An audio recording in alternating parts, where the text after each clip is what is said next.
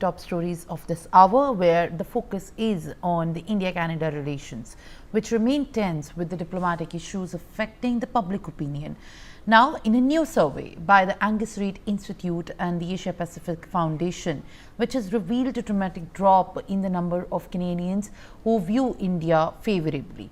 The figure has fallen to 26% from 56% just 20 months ago. The poll also shows a divide in the Canadian opinion regarding the handling of the bilateral relations.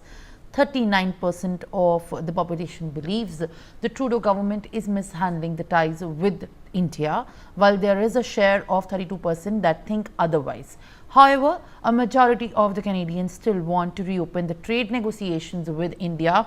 Of course, in the view of how in the previous few months the Canadian government has in fact escalated the tensions with India, given the Khalistani extremist movements putting it in straight. Colonel J.S. Sodhi, international affairs expert, joins me live on the broadcast. So, very good morning. Appreciate you joining me live. There is a survey which gives us a sense of the data that there is a growing resentment, there is dissent when watching the developments in Canada happening, or when we look at how the Canadian government is in fact responding to the extremism or the developments by the Khalistani terrorists, also affecting the Indian opinion and shaping in fact how the Indians view the government and the ties, where there is a focus that the trade ties should be restored and there should be an effort to make that the trade ties and the negotiating channels with the Canada of India should be now repaired. How do you view this, given the fact the kind of situation of Indian-Canada ties that remains in place right now? Jai Hind, Simran. It's my honor to be on our esteemed channel.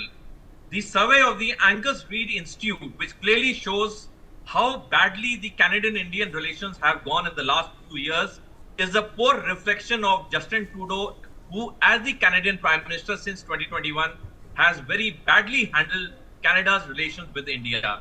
The incorrect way with which he put false allegations on India, and till date, Canada has not given any evidences of the false allegations which it has put on India, clearly are now being reflected in this survey. Well, Simran, your viewers should know that for centuries Canada-India had very fantastic relations. In fact, in 1897, the first Indian went to Canada on board a merchant navy ship called Empress, and since then lakhs of Indian citizens have made Canada their home for a better life. But the way Justin Trudeau has done, I would say, irreparable damage to the Canadian-Indian relations is indeed very sad. And it is Canada which is suffering the most. Today, Canada has become a laughing stock in the international community. On the other hand, India's stature on the international forums is increasing with each passing day, because the world knows that India is one country which always follows laws, always respects international treaties, international regulations.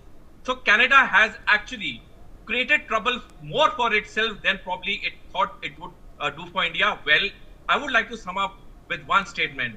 There is still time for Justin Trudeau. He has one more year to go as the Canadian Prime Minister. He should now make amends for the damage he's done to the Canadian-Indian relations, and now put the Canadian-Indian relation back on track, so that Canada and India have a good relation as it was till few years back. All right, Colonel J.S. Sodhi, in fact, they're putting in perspective about how India-Canada relations are at this point strained and need repairing, also given a complete